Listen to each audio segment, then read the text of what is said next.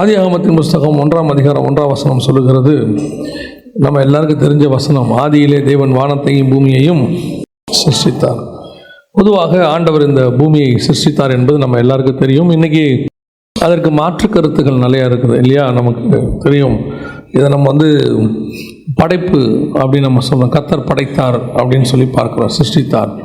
இதுக்கு மாற்றாக இல்லை கர்த்தர் படைக்கலை, இது தானாக உருவாச்சு, இயற்கையாக அதுவாகவே உருவாகிடுச்சு, பிக் பேங் தியரின்னு சொல்லுவாங்க, பெருவெடிப்பு கொள்கை அப்படின்னு சொல்லுவாங்க, எவல்யூஷன், அப்புறம் பரிணாம வளர்ச்சி அப்படின்னு சொல்லுவாங்க. இதுக்கு நிறைய கருத்துகள் இருக்குது, நிறைய சயின்ஸ் இதுக்கு பின்னாடி இருக்குது அப்படின்லாம் சொல்லுவாங்க இல்லையா? நாம் இதை நம்புகிறோம், விசுவாசிக்கிறோம். கர்த்தர் தான் பூமி என்ன செஞ்சுருக்கிறாரு? படைத்தார். மனுஷனை படைக்கும் போது தேவ சாயலாகவும் தேவ ரூபத்தின்படியும் தான் படைத்தார். அவங்க என்ன சொல்கிறாங்கன்னா, இது படிப்படியாக வளர்ச்சி அடைந்து பரிணாம வளர்ச்சி கொள்கை அடைந்து கடைசியாக குரங்கிலிருந்து மனுஷன் என்ன செஞ்சார், வந்தார் அப்படின்றது அவங்களுடைய கொள்கை. எனக்கு அதில் உடன்பாடு இல்லை. எங்கள் தாத்தா குரங்குன்றதுல எனக்கு இஷ்டம் இல்லை இல்லையா? எங்கள் தாத்தாவும் மனுஷனாக தான் இருக்கணும், எங்கள் தாத்தாவும் என்னவாக தான் இருக்கணும், மனுஷனாக தான் இருக்கணும். ஆனால் உண்மையிலேயே தேவன் மனுஷனை அவர் சாயலாகவும் அவர் ரூபத்தின்படியையும் படைத்தார் அப்படின்னு இருக்கு. ஸோ தேவன் பூமியை படைப்பதற்கு என்ன காரணம்? உங்களை என்னை ஆண்டவர் ஏன் படைச்சார்? ஏன் இப்படி ஒரு அனுபவத்துக்குள்ளே, ரட்சிப்பின் அனுபவத்துக்குள்ளே கொண்டு வந்தார்? எதற்காக நாமெல்லாம் இன்றைக்கி தேவனை இப்படி ஆராதிக்கிறோம்? ஒரு உலகத்துக்கே நம்ம பைத்தியம் போல காணப்படுகிறோம் இல்லையா? இன்றைக்கி உலகம் அறிவியல் உலகம், சயின்ஸ் வேர்ல்டு அப்படின்னு சொல்கிறாங்க. எது எடுத்தாலும் ப்ரூஃப், எல்லாத்துக்கும் ப்ரூஃப் கொடுக்கணும் அப்படின்னு சொல்கிற காலத்துக்கு நம்ம வந்துட்டோம். ஏன் பாருங்கள், வேத வாக்கியத்தையே நம்ம ப்ரூஃபோடு சொல்ல வேண்டிய காலகட்டத்துக்கு நம்ம சேர்ந்துட்டோம். விசுவாசித்து வாழ்ந்த காலம் போய் இப்போ என்ன ஆயிடுச்சு, எல்லாத்துக்கும் ப்ரூஃப் கொடுக்குற காலம். எது ஒன்று சொன்னாலும் எங்கே சொல்லியிருக்கு, யார் சொன்னா, எதில் வந்துச்சு, இந்த கேள்வி தான் அடுத்து வருது. அப்படின்னா நாம் இன்றைக்கி இருக்கிற உலகம் அப்படி ஒரு உலகத்துக்குள்ள நம்ம வந்ததுனால நம்மளை ஏன் ஆண்டவர் படைச்சாரு, ஆண்டவருடைய நோக்கம் என்ன, இது எல்லாத்தையும் நம்ம விட்டுட்டோம், மறந்துட்டோம். ஆனால் தேவன் இந்த பூமியை படைப்பதற்கு என்ன காரணம் இருக்கிறது அப்படின்னு கேட்டிங்கன்னா, அதுக்கு ப்ரீ கிரியேஷன் அப்படின்னு சொல்லுவாங்க. இந்த படைப்புக்கு முன்னாடி உள்ள சில சம்பவங்களும் இருக்குது, வேதாகமத்தில் தான் இருக்குது. தேவன் படைத்தது இருக்குது, அதற்கு பிறகு படைப்புக்கு பிறகு இருக்கிற சில காரியங்களும் இருக்குது. இது ரெண்டையும் நம்ம இன்றைக்கி சேர்த்து பார்க்க போகிறோம். பார்க்கும்போது உங்களுக்கு புரியும்னு நினைக்கிறேன். ஆதியிலே தேவன் வானத்தையும் பூமியையும் சிருஷ்டித்தார். ஏன் தேவன் இந்த பூமியை படைக்கணும், என்ன நோக்கம் இருக்குது அப்படின்னு கேட்டிங்கன்னா, அதுக்கு முன்னாடி எசேக்கியேல் புஸ்தகத்தில் இதுக்கான விளக்கம் இருக்குது. ஏன் கர்த்தர் படைச்சாருங்கிறதுக்கான விளக்கம் எசேக்கியேல் 28 இருக்குது. அதில் அவர் இதுக்கு மனுஷனை படைக்கிறதுக்கு முன்னாடி அவர் என்ன பண்ணுறாருன்னா, தேவ தூதர்களை உண்டாக்குகிறார். இதில் பலவிதமான தூதர்கள் இருக்கிறாங்க, மெசேஞ்சர்ஸ் இருக்கிறாங்க, அப்புறம் வாரியர்ஸ் இருக்காங்க, அப்புறம் வர்ஷிப்பர்ஸ் இருக்காங்க, நிறைய தூதர்கள் இருக்கிறாங்க, வகைகள் இருக்கிறாங்க. அதில் ஒரு கூட்டம் தேவனுக்கு விரோதமாக யோசிக்குது. கர்த்தர் மனுஷனுக்கும் சரி தூதனுக்கும் சரி கொடுத்த மிக முக்கியமான அற்புதமான ஒரு கிஃப்ட் என்ன அப்படின்னு கேட்டிங்கன்னா, சுயாதீன கொள்கை. அதாவது நம்மளுடைய இஷ்டப்படி என்ன செய்யலாம், யோசிக்கலாம். நாம் படைக்கிற ஒரு படைப்பு அது இஷ்டப்படி யோசிக்கிறதுங்கிறது தான் சுதந்திரம். நான் சொல்கிறது உங்களுக்கு புரியுதா? இப்போது நீங்கள் ஒரு கார் வாங்குறீங்க, அது இஷ்டப்படி ஓடினா ஒத்துப்பீங்களா? ஒத்துக்க மாட்டீங்க. நீங்கள் ஒரு எந்த ஒன்று சாங்கினாலும் அது ஏன் இஷ்டத்துக்கு தான் நம்ம வாங்குகிறோம், நம்ம இஷ்டப்படி தான் அது இருக்கணும். இது நம்ம அப்படியே மனுஷன் மேலேயே செலுத்துகிறோம். திருமணம் பண்ணி கூப்பிட்டு வந்தோடனே அவங்க முழுக்க எப்படி இருக்கணும், நம்ம இஷ்டப்படி இருக்கணும். அவங்களுக்கு இப்போ எப்படி இருக்குது, அவங்க இஷ்டப்படின்னு இருக்குது. இந்த சுயாதீன கொள்கையை நம்ம புரிஞ்சுக்காததுனால தான் நிறைய பிரச்சனை வருது. கர்த்தர் நமக்கு அப்படி ஒன்று கொடுத்துருக்கிறார். இப்போ யோசிச்சு பாருங்கள், மனுஷனை படைச்சிட்டு இந்த பழத்தை சாப்பிடாதன்னு சொல்லிட்டு, ஆனால் சாப்பிட்ற அதிகாரத்தையும் அவங்க என்ன செஞ்சுருக்கிறாரு, கொடுத்துருக்காரு. இப்போ சாப்பிட்ற அதிகாரம் கொடுக்காம சாப்பிடக்கூடாது அப்படின்னு சொல்லி அதுக்கு ஒரு காவல் போட்டு அதுக்கு வாய்கிட்ட ஒரு ஆளை கையை வச்சுக்கிட்டே நின்னான்னு வச்சுக்கோங்க, நீ சாப்பிடக்கூடாதுன்னு. அதுக்கு பேர் டிக்டேட்டர்ஷிப், சர்வாதிகாரம். அந்த சர்வாதிகாரத்தை கர்த்தர் நம்ம மேலே என்ன செய்யலை, செலுத்தலை. நமக்கு சுதந்திரம் கொடுத்துட்றாரு, நன்மை தீமையை சொல்லிடுறார். இதை சாப்பிட்டா உனக்கு மரணம் வரும், சாப்பிடாட்டி நித்திய ஜீவன், எல்லாம் சொல்லிடுறார். சொல்லிட்டு அந்த சுதந்திரம், சுயாதீனத்தை மனுஷன் கையில் கொடுத்துருக்கிறார். உன் இஷ்டம், நீ செஞ்சால் உனக்கு நல்லது. இது எந்த ஒரு தலைவனும் தன் தொண்டனும் கொடுக்க மாட்டான். எப்பேற்பட்ட ராஜாவும் தனக்கு கீழே இருக்கிற சிட்டிசன்ஸுக்கு என்ன செய்ய மாட்டாங்க, அப்படின்னு கொடுக்க மாட்டாங்க. ஜனநாயகத்தில் கூட அப்படி இருக்கிற மாதிரி தெரியும் பார்க்கறதுக்கு, டெமோக்ரஸியில். ஆனால் ஒரு லிமிட்டுக்கு மேலே நீங்கள் போனீங்கன்னா உங்களை உள்ள பிடிச்சி என்ன செஞ்சுருவாங்க, போட்டுருவாங்க. இவ்வளோதான் உனக்கு லிமிட், இதுக்கு மேலே வராத, ஸ்டாப் லைன் போட்டுருவாங்க. ஸ்டாப் லைனுக்கு மேலே போனால் ஃபைனும்பாங்க. நம்ம ஆண்டவர் அதெல்லாம் ஒன்றுமே செய்யலை, சுயாதீனத்தை கையில் கொடுத்துருக்கிறார். இதே மாதிரி தூதர்களுக்கும் கொடுத்துருந்தார். ஒரு இடத்துல தூதர்கள் யோசிக்கிறான், நான் இவருக்கு மேலே போய் இவருக்கு அகைன்ஸ்டா இவரை விட பெரிய ஆள் ஆனால் எப்படி இருக்கும் அப்படின்னு யோசிக்கும் போது தான் பிசாசு அவன் மாறுகிறான். அதற்கு பிறகு அவன் கீழே தள்ளப்படுகிறான். கீழே தள்ளப்படும் போது தன்னோட ஒரு கூட்டத்தை கொண்டாந்துட்டான். இப்போ கர்த்தர் என்ன விரும்புகிறார்னா, அவன் கொண்டு வந்த கூட்டம் எவ்வளோ நம்மகிட்ட தெரியாது, எவ்வளோ பேர் அவன் கூட்டிகிட்டு வந்தான்னு தெரியாது, அந்த கணக்கு நம்மக்கிட்ட இல்லை. 12ஆம் அதிகாரம் வெளிப்படுத்தின விசேஷத்தில் வானத்தின் நட்சத்திரங்களில் 1/3 அப்படின்னு இருக்குது. அதுக்கு ஒரு கருத்து என்ன சொல்கிறாங்கன்னா, 1/3 தூதர்களை அவன் கூட கூட்டிகிட்டு வந்துட்டான் அப்படின்னு சொல்கிறாங்க. அப்படியே இருந்தாலும் எத்தனை கோடி எத்தனை லட்சம் நமக்கு தெரியாது. இப்போ அதுக்கு மாற்றாக கர்த்தர் என்ன செய்கிறாரு, அந்த பிசாசு இருந்த இடத்திற்கும் அவன் கூட வந்த தூதர்களுக்கு பதிலாக ஆதாமையும் அவன் சந்ததியும் கர்த்தர் பூமியில் உண்டாகிறார். எதுக்காக அப்படின்னு கேட்டிங்கன்னா, பிசாசை அவர் மண்ணில் உண்டாக்கலை, வார்த்தையில் உண்டாக்குனார். ஆனால் மனுஷனை கர்த்தர் என்ன செய்கிறாரு, மண்ணில் உண்டாக்குறார். காரணம், என்னை விட குறைவான ஒரு தூதன் என்னோட இடத்துக்கு வர ஆசைப்பட்டபடினாலே அவனை விட குறைவாய் ஒருத்தனை உண்டாக்கி அவன் ஸ்தானத்துக்கு நான் கொண்டு வருவேன். அதனால தான் மனுஷனை படைக்கும் போது வசனம் சொல்லுது, தேவ தூதரிலும் சற்று சிறியவனாக்கினார். எதுக்காக நம்மளை சிறியவனாக்கி இருக்கிறாருன்னா, நம்மளை அந்த இடத்துக்கு உருவாக்கி அவன் இடத்துக்கு கொண்டு போகிறதுக்கு தான் கர்த்தர் கொண்டு வந்தார். இதுதான் படைப்பினுடைய மிக முக்கியமான நோக்கம், மனுஷ படைப்பினுடைய நோக்கம். ஆனால் ஓவராலாக கர்த்தர் இந்த 1ஆம் அதிகாரம் 1ஆம் வசனத்தில், ஆதியிலே கர்த்தர் வானத்தையும் பூமியையும் சிருஷ்டித்தார். இந்த வசனத்தில் 3 முக்கியமான காரியம் இருக்குது. உலகத்தில் இன்றைக்கி சயின்ஸ் சொல்கிறோம்ல, ஃபிசிக்ஸ்னு சொல்கிறோம்ல, இதனுடைய அடிப்படை 3 இருக்குது. நீங்கள் ஒருவேளை நல்லா படித்தவங்களுக்கு தெரியும், எனக்கு தெரியாது, நான் சொல்ல கேள்வி தான். ஃபிசிக்ஸில் 3 சொல்லுவாங்க, டைம், ஸ்பேஸ், மேட்டர் அப்படிம்பாங்க. அப்படின்னா டைம்னா நேரம், ஸ்பேஸ்னா வானம், மேட்டர்னா பூமி. இந்த 3ஐயும் வச்சு தான் கர்த்தர் படைச்சிருக்கிறார். முதல் வசனமே அதன் அடிப்படையில் தான் இருக்குது. தேவன் வானத்தையும் பூமியையும் ஆதியிலே சிருஷ்டித்தார். ஆதிங்கிறது டைம். ஆதினா என்னென்னா, ஒரு சிருஷ்டிப்பு தொடங்குது, டைம் கிரியேஷன் தொடங்குது. அதுக்கு முன்னாடியே ஆண்டவர் இருக்கிறார், சிருஷ்டிப்புக்கு முன்னாடியே ஆண்டவர் இருக்கிறார். அப்படி இருக்கிற ஆண்டவருக்கு பேர் அனாதி தேவன். உபாகமத்தின் புஸ்தகம் 33:27 வாசிங்க பார்ப்போம். அனாதி தேவனே உனக்கு அடைக்கலம், அவருடைய நித்திய புயங்கள் உனக்கு. அனாதி தேவன் அப்படின்னா என்னன்னா, சிருஷ்டிப்புக்கு முன்னாடி உள்ள தேவன், கிரியேஷனே தொடங்கலை, ஆனால் காட் இருக்கிறார். அவருக்கு ஆதியும் இல்லை அந்தமும் இல்லை. ஆதினா டைம், அவருக்கு ஆதியும் இல்லை, ஒரு ஆரம்பம் இல்லை, முடிவும் இல்லை. அனாதி தேவன். அவரை நீங்கள் ஒரு டைம் லிமிட்டுக்குள்ளே கொண்டே வர முடியாதுன்னு வச்சுக்கோங்களேன்.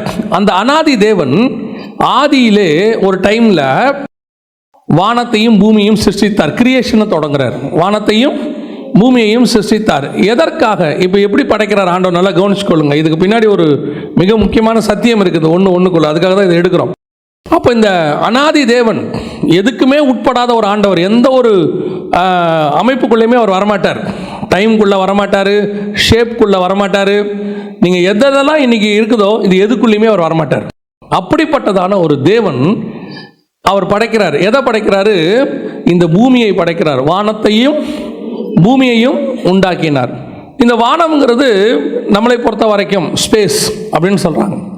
இந்த வானத்தை பொறுத்து படைக்கிற இந்த காரியம் இருக்குது பார்த்தீங்களா, இது முழுக்க முழுக்க நீங்கள் பார்க்குற வானம் இருக்குது, இது உண்மையிலேயே நீங்கள் பார்க்குறது ஒரு மாயையான வானம், கரெக்டாக சொல்லணுன்னா. ஏன்னா ஒவ்வொரு நேரத்தில் அது ஒவ்வொரு கலரில் இருக்குது பார்த்தீங்களா. பகலில் ஒரு கலரில் இருக்குது, நைட்டில் ஒரு கலர் இருக்குது, சாயங்காலம். இது எதனால் அப்படி இருக்குன்னா, சூரியனுடைய ஒளிக்கதிர்கள் வர்றதுனால அந்த ஒளிக்கதிர்களுக்கு ஏற்ற மாதிரி நமக்கு அது கண்ணுக்கு என்ன செய்யுது, அப்படி தெரியுது. ஆனால் உண்மையிலேயே வானம் எப்படி இருக்கும், வானத்தினுடைய ஷேப் என்ன அப்படின்னு கேட்டிங்கன்னு சொன்னால் அப்படி ஒன்று கிடையவே. அதை நீங்கள் ஒரு அமைப்புக்குள்ளே கொண்டே வர முடியாது. காணக்கூடாத இறைவன், இன்விசிபிள் காட், ஒரு விசிபிள் வேர்ல்டை படைக்கிறார். அதாவது பார்க்கக்கூடியதான ஒரு பூமியை படைக்கிறார். அதுக்கு முன்னாடி அவர் பார்க்கவே முடியாது, அதுக்கு அப்புறமும் பார்க்க முடியாது. வசனம் தெளிவாக சொல்லுது, தேவனை ஒருவனும் ஒரு காலம் கண்டதில்லை. பார்க்கக்கூடாத இறைவன் பார்க்கிற ஒரு பூமியை படைக்கிறார். எதற்காக? ஒன்லைனில் சொல்கிறேங்க, நீங்கள் பார்க்க முடியாத பார்க்கக்கூடாத தேவன் நீங்கள் பார்க்கக்கூடியதான ஒரு பூமியை படைச்சார். எதற்காக அப்படின்னு கேட்டிங்கன்னா, நீங்கள் பார்க்கக்கூடாத ஒரு உலகத்துக்கு போவதற்காக. இது ஒரு ஃபேக்ட்ரி மாதிரி. இந்த பூமிங்கிறது என்னது? ஃபேக்ட்ரி மாதிரி. இதில் வச்சு ஆண்டவர் நம்மளை ரெடி பண்ணிக்கிட்டு இருக்கிறார். எதுக்காக ரெடி பண்ணுறாருன்னா, இது வரைக்கும் நீங்கள் பார்க்காத ஒரு உலகத்துக்கு போக போகிறோம். த இன்விசிபிள் வேர்ல்டு. இது வரைக்கும் நம்ம பார்க்கவே இல்லை. கொரிந்தியரில் எழுதும்போது அவர் சொல்கிறாரு, அவர் நமக்கு நியமித்தவைகளை நம் கண்கள் இன்னும் காணவும் இல்லை, காதுகள் இன்னும் கேட்கவும் இல்லை, அது கற்பனைக்குள் தோன்றவும் இல்லை. அப்போ கர்த்தர் உங்களை இந்த பூமியில் வச்சிருக்கிறாரு, இந்த பார்க்கக்கூடியதில் வச்சிருக்கிறாரு. எதற்காக வச்சிருக்கிறார்? ஏன் இவ்வளோத்தையும் பார்க்க வச்சார்? அவரையே பார்க்க முடியாது, அவர் நியமிச்சவைகளையும் நம்ம இன்னும் பார்க்கல. நான் சொல்றது புரியுதா? போஸ்ட் படைப்புக்கு முன்னாடி உள்ள அவரையும் நம்ம என்ன செய்ய முடியாது, பார்க்க முடியாது. நமக்கு ஒரு ரிவார்டு வச்சிருக்கிறாரு, நம்ம போய் பெற்றுக்கொள்ள போகிறோம். அதையும் நம்ம இன்னும் என்ன செய்யல, பார்க்கல. ரெண்டுமே இன்விசிபிள், பார்க்காதது, பார்க்க முடியாதது. ஆனால் இந்த ரெண்டுத்துக்கு நடுவில் ஒரு பார்க்கிற உலகத்தில் உங்களை எண்ணி வச்சிருக்கிறார். இந்த பார்க்கிற உலகத்தில் ஏன் வச்சிருக்கிறார், என்ன காரணம் அப்படின்னு கேட்டிங்கன்னா, இந்த பார்க்கிற உலகத்தில் சிலவற்றை நீங்கள் பார்த்து ஜெயம் பெற்றால்தான் பார்க்க முடியாத உலகத்திற்கு நீங்கள் போக முடியும். நான் சொல்றது புரியுதா? இப்போ பார்க்கிற உலகத்தில் தான் ஏவாள் இருந்தாங்க, ஆனால் அவங்க பார்த்ததில் தான் பிரச்சனை வந்துச்சு. அந்த பழம் அந்த கனி பார்ப்பதற்கு எப்படி இருந்தது? விருட்சம் பார்வைக்கு இன்பமும் புசிப்புக்கு நல்லதும். அப்போ அவங்களுடைய விஷன் இந்த உலகத்தில் பார்க்கிற விஷயம், அதாவது மனுஷனுடைய வீழ்ச்சிக்கு மிக முக்கியமான காரணமாக பைபிள் சொல்கிற 3 இருக்கு உலகத்தில் உண்டானவைகள். அதில் ஒன்று என்ன தெரியுமா? கண்களின் இச்சை. இந்த கண்களின் இச்சைங்கிறது என்ன? அப்போ கர்த்தர் உண்டாக்குனதுல இச்சைக்குரியதா? இச்சைக்குரியது அல்ல, அதை இச்சைக்குரியதாய் நீங்கள் பார்க்கிறீர்கள், அது மாற்றப்படுகிறது. இந்த பார்க்கிற விஷயத்தை நீங்கள் ஜெயிச்சா மட்டும்தான் பார்க்காத உலகத்துக்கு நீங்கள் போய் கர்த்தர் நியமிச்சதை வாங்க முடியும், அதை நீங்கள் பார்க்க முடியும். இந்த பார்க்கிற உலகத்தில் கர்த்தர் உங்களை வச்சு சில காரியங்களை பார்க்க வச்சிருக்கிறார், அவர் தான் பார்க்க வச்சிருக்கிறார். ஆனால் அவர் பார்க்க வச்சதை நீங்கள் இன்னும் என்ன செய்யலை, நம்ம எல்லாருமே பார்க்கல. கர்த்தர் எதை பார்க்கக்கூடாதுங்கிறாரோ அதை தான் நம்ம என்ன செய்கிறோம், பார்த்துக்கிட்டு இருக்கிறோம். தோட்டத்துக்குள்ளே 2 மரத்தை படைச்சாரு. ஒன்று நன்மை தீமை அறியத்தக்க பழம், இன்னொன்று ஜீவ விருட்சம். இந்த நன்மை தீமை அறியத்தக்க விருட்சத்தை பார்த்து அதை பறித்து சாப்பிட்ட மனுஷன் அது பக்கத்திலே அந்த ஜீவ விருட்சத்தை என்ன செய்யலை, பார்க்கவும் இல்லை, பறிக்கவும் இல்லை. ஒரு காலத்தில் தான் திருப்பி அதை பார்க்குறான். ஆனால் அவனுடைய ஃபோக்கஸ் முழுக்க எது மேலே இருக்குது? தேவன் எதை வேண்டாம்னு சொன்னாரோ அது மேலே இருக்குது. தேவன் எதை கொடுக்குறாரோ அது மேலே இல்லை. இன்னைக்கும் இதுதான் நமக்கான நிலைமை. கர்த்தர் இந்த பூமியில் உங்களை எதெல்லாம் வேணாங்கிறாரோ அதை தான் ஃபோக்கஸ் பண்ணிக்கிட்டு இருக்கிறோம். அதுதான் நம்முடைய வாஞ்சியாக இருக்குது, அதுதான் நம்முடைய விருப்பமாக இருக்குது. அதை நோக்கி தான் நம்முடைய பார்வை முழுக்க அது மேலே தான் இருக்குது. ஆனால் இந்த பூமியிலேயே கர்த்தர் நீங்கள் பார்க்கக்கூடாத உலகத்துக்கு போகிறதுக்கு சில காரியங்களை பார்க்க சொல்லியிருக்கிறார். இதெல்லாம் நீங்கள் பாருங்க, பார்த்தீங்கன்னா அங்கே போக முடியும். ஆனால் நாம் அதை பார்க்கவே இல்லை, நாம் அது பக்கமே திரும்பவே இல்லை. இன்றைக்கி ஆண்டவர் ஒரு 3 காரியம் நம்ம வச்சுருக்கிறோன்னு வச்சுக்கோங்களேன். உதாரணமாக இன்றைக்கி நம்ம ஆண்டவர் நமக்கு நியமித்த காரியங்கள் எத்தனையோ இருக்குது. எத்தனை பேர் இந்த பூமியில் கர்த்தர் இன்னைக்கு எனக்கு வச்சதை நம்ம பார்க்குறோம்? இப்போ நமக்கு நியமித்தவைகளை நம்ம பார்க்க முடியுதா? இன்றைக்கி எவ்வளோ காரியத்தில் நீங்களும் நானும் ஒரு விதமான பிளைண்டாக இருக்கும் தெரியுமா? நாளைக்கு என்ன நடக்கும் தெரியாது, அடுத்த எனக்கு கர்த்தர் என்ன நியமித்து வச்சிருக்கிறாரு தெரியாது, இந்த காரியத்தை செய்யலாமா தெரியல, இந்த கல்யாணம் பண்ணலாமா தெரியல, இந்த வேலைக்கு போகலாமா தெரியல, இதில் இன்வெஸ்ட் பண்ணலாமா தெரியல, எதை எடுத்துட்டாலும் எனக்கு என்ன செய்யல தெரியல. எல்லாத்து மேலேயும் நமக்கு ஒரு பிளைண்ட், தேவசித்தம் அறியறது அதுக்கப்புறம். ஆனால் நம்ம வாழ்க்கையே எப்படி இருக்குதுன்னு கேட்டிங்கன்னா ஒரு விதமான பிளைண்ட், ஸ்பிரிச்சுவல் பிளைண்ட்லெஸ்ஸாக இருக்கும். இல்லைனா உங்களுடைய பிளைண்ட் தாட்ஸாக இருக்கும். அதை நீங்கள் இன்னும் ஒரு நமக்கு ஆண்டவர் வச்சிருக்கிறதான ஒரு ஹெவன்லி ஸ்பிரிச்சுவாலிட்டி ஐஸ் நமக்கு இன்னும் என்ன செய்யலை, திறக்கவே இல்லை. இன்னும் இதுக்கு வேர்ல்ட்லியாக இருக்கிற எல்லாரும் பார்க்குறதா நீங்களும் பார்க்குறீங்க, நாமளும் பார்க்குறோம். என்ன நமக்கும் அவங்களுக்கும் வித்தியாசம்? இப்போது ஒரு பிரச்சனை ஒன்று வருது, எலிசாவுக்கு ஒரு பிரச்சனை வருது. பெனாதாத்து ராஜா வந்துடுறார், எல்லாரையும் ரெடி பண்ணி பிடிக்க வந்துடுறார். பிடிக்க வந்த உடனே காலில் எழுந்திரிச்சு வெளியே வராங்க. எலிசாவும் வராரு, அவருடைய வேலைக்காரனும் வராங்க, 2 பேரும் வராங்க. வந்த உடனே வேலைக்காரன் யாரை பார்க்குறாரு? அங்கே நிற்கிறதான இராணுவத்தை பார்க்குறாரு. அவருடைய வியூ எது மேலே இருக்குது? இராணுவத்தின் மேலே இருக்குது.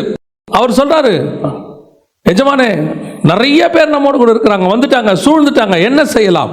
ஆனால் எலிசாவோட வியூ எங்கே இருக்கு? இராணுவத்தின் மேலே இல்லை, அவருக்கு நியமித்தது மேலே அவருடைய வியூ இருக்கு. அடுத்த வார்த்தை, இப்போ நம்மளா இருந்தால் என்ன செய்வோம்? இப்படி ஒரு பெரிய பிரச்சனை வந்துருச்சு, அன்னைக்கு அவருக்கு அது பிரச்சனை, இன்னைக்கு நமக்கு ஒரு பிரச்சனை. நம்மளா இருந்தால் என்ன பண்ணுவோம்? உடனே இமிடியேட்டாக என்ன செய்வோம்? ஜோம் பண்ணுவோம், வா நம்ம 2 பேரும் போவோம், கர்த்தர் நம்மை காப்பாற்றும்படிக்கு அவரிடத்துல மன்றாடுவோம், முழங்கால் படியிடுவோம், உபவாசம் இருப்போம். இப்படி தானே சொல்லணும், இதான நியாயம். இப்போ நம்ம தானே சொல்லிட்டு இருக்கிறோம். ஆனால் அந்த வார்த்தையை எலிசா சொல்லவே இல்லை பாருங்க. அடுத்த வார்த்தை எலிசா என்ன சொல்றாரு வாசிங்க. 2 ராஜாக்களின் புஸ்தகம் 6ஆம் அதிகாரம் 16 வாசிங்க பார்ப்போம். அதற்கு அவன், பயப்படாதே, அவர்களோடு இருக்கிறவர்களை பார்க்கிலும் நம்மோடு இருக்கிறவர்கள் அதிகம் என்றான். அப்பொழுது எலிசா விண்ணப்பம் பண்ணி, கர்த்தாவே, இவன் பார்க்கும்படி இவன் கண்களை திறந்தருளும் என்றான். உடனே கர்த்தர் அந்த வேலைக்காரன் கண்களை திறந்தார். இதோ, எலிசாவை சுற்றிலும் அக்கினிமயமான குதிரைகளாலும் ரதங்களாலும் அந்த மலை நிறைந்திருக்கிறதை அவன் கண்டான். மலை நிறைந்திருக்கிறதை கண்டான். இவ யோசிச்சு பாருங்க. யூசுவலாவே எலிசாவினுடைய வியூ எது மேல இருக்குதுன்னு கேட்டீங்கன்னா, ஸ்பிரிச்சுவல் ஐ ஓப்பன் ஆகி உட்காந்துருக்கிறான். எலிசா போய் ஜாம் பண்ணி மோசே மாதிரி சுத்திகரிப்பு செய்து மலைக்கு மேலே போய் மேகத்துக்குள்ளே போய் இதை பார்க்கவே இல்லை. அவன் அந்த மாதிரி எந்த விதமான ப்ரொசீஜருக்குள்ளேயும் போல. அவன் நிற்கிறான், எதிரில் பெரிய பிரச்சனை நிற்கிது, இவன்கிட்ட ஒரு சலனமும் இல்லை. வேலைக்காரன் சொல்கிறான், ஐயோ இவ்வளோ பேர் வந்துட்டாங்களே. அவன் சொல்கிறான், அவங்களோட இருக்கிறத விட நம்மளோட இருக்கிறது ரொம்ப அதிகமாக இருக்கிறாங்கப்பான்னு சொல்லிட்டு, ஆண்டவரை இவன் கண்களை கொஞ்சம் திறந்து காட்டுங்களேன். அப்போனா ஆல்ரெடி இவன் கண் என்னவா இருக்குது? ஓப்பனில் இருக்குது. எலிசா, இதுதான் உங்களுக்கு இருக்க வேண்டியதான விசிபிள் வேர்ல்டு. நம்ம இது எந்த விசிபிள் வேர்ல்டில் இருக்கிறோம்? அந்த வேலைக்காரன் இருக்கிற அந்த அதே விசிபிள் வேர்ல்டில் தான் இருக்கிறோம். பிரச்சனைகளை பார்த்துக்கிட்டு இருக்கிறோம், வேதனைகளை பார்த்துக்கிட்டு இருக்கிறோம், எதிர்காலத்தை பற்றின பயம் இருக்குது. அன்னைக்கு நான் சொன்னது இது ஒரு டெய்லி பிரச்சனை பாருங்க. இது ஏதோ ஒரு பெரிய காரியம் பிளான் பண்ணி இதெல்லாம் ஒன்றும் இல்லை. டெய்லி வெளியே வந்தால் ஒரு பிரச்சனை வாசலில் நிற்கிது. ஆனால் அந்த பிரச்சனைக்கான சொல்யூஷன் இவன் கண்ணில் தெரியுது. யார் கண்ணில் தெரியுது? எலிசா கண்ணில் தெரியுது. இன்னைக்கு நமக்கு தெரியுதா? நம்ம ஐ ஓப்பனாக இருக்குதா? எவ்வளோ ஸ்பிரிச்சுவலில் வளரட்டுமே, எவ்வளோ வருஷம் ஆகட்டுமே, எவ்வளோ பெரிய ஆவிக்குரிய சபைக்குள்ளே இருக்கட்டுமே, ஆனால் நம்ம கண்ணு இன்னும் மூடியே தான் இருக்குது. எதுக்கு எடுத்தாலும் உடனே இல்லைங்க, அவ்வளோதான், முடிஞ்சிருச்சு, எல்லாம் ஓவர் ஆயிடுச்சு, இதுக்கு மேலே சான்ஸே இல்லைன்ட்டாங்க. எப்படி அதை சொல்ல முடியும்? சான்ஸே இல்லைன்னு. சான்ஸே இல்லைன்னு எப்படி? செத்து 4 நாள் ஆனாலும் உயிரோடு எழுப்புற ஆண்டவர் ஒருத்தர் கூட இருந்தார், எப்படி சான்ஸ் இல்லாமல் போகும்? தேவன் எல்லா நிலைகளிலையும் நம்மை மீட்கிறவர். செத்து ஒரு சில நிமிஷங்கள் ஆன 12 வயசு பொண்ணையும் எழுப்பிடுவார். செத்து ஒரு நாள் ஆன 400 விதவின் மகனையும் எழுப்பிடுவார். செத்து 4 நாள் ஆன லாசரையும் எழுப்புவார். செத்து உலர்ந்த எலும்புகள் ஆயிட்டாலும் பரவாயில்ல, பல 1000 வருஷம் ஆனாலும் பரவாயில்ல, அதை மீண்டும் உயிரோடு கூட எழுப்பி சேனையாய் நிறுத்துகிற தேவன் ஒருவர் நம்மோடு கூட இருக்கிறார். அப்போ என் வியூ எந்த வியூவில் இருக்குது? என் விஷன் எந்த விஷன்? விசிபிள் வேர்ல்டுக்குள்ள ஏன் கர்த்தர் என்ன வச்சாரு? எல்லாரும் பார்க்கறதுக்கு வச்சாரா? எல்லாரையும் பார்க்கறதுக்கு என்ன வச்சிருந்தாருன்னா, நான் ஸ்பிரிச்சுவல் பர்சன் கிடையாது, நான் தேவனுடைய மனிதன் கிடையாது, நான் தேவனுடைய பிள்ளை கிடையாது. எல்லாரும் பார்க்குற மாதிரி தான் பார்க்கறது. ஐயோ அவ்வளோதான், முடிஞ்சு போச்சு, என்ன இதுக்கு மேலே என்ன இருக்கு? இல்லைங்க, இதை தாண்டி ஒன்று இருக்கு. உங்கள் ஸ்பிரிச்சுவல் ஐயா ஓப்பன் பண்ண சொல்லுங்க ஆண்டவரை. இப்போ எலிசா கேட்குறான், இவன் கண்ணை ஓப்பன் பண்ணுங்க. நம்ம கேட்போம், என் கண்ணை ஓப்பன் பண்ணுங்க, முதல்ல எனக்கு சொல்லித்தாங்க. பிரச்சனை இல்லாமல் இருக்கவே இருக்காது வாழ்க்கை. நாம் ஏன்னா நம்முடைய போராட்டம் மனுஷனோட இல்லை. மனுஷனோட இல்லைன்னா, மனுஷன் கூட பிரச்சனையாக இருந்தால் மனுஷன் இல்லாத இடத்துக்கு நம்ம போயிடலாம். அதனால தான் பவுல் சொல்கிறாரு, எங்களுடைய போராட்டம் மாம்சத்தோடு ரத்தத்தோடு அல்ல, துரைத்தனங்களோடும் அதிகாரங்களோடும். இதுதான் இருக்கிறதுலே பெரிய பிரச்சனை. அந்தகார லோகாதிபதிகள், வானமண்டலத்தின் பொல்லாத சேனைகள்.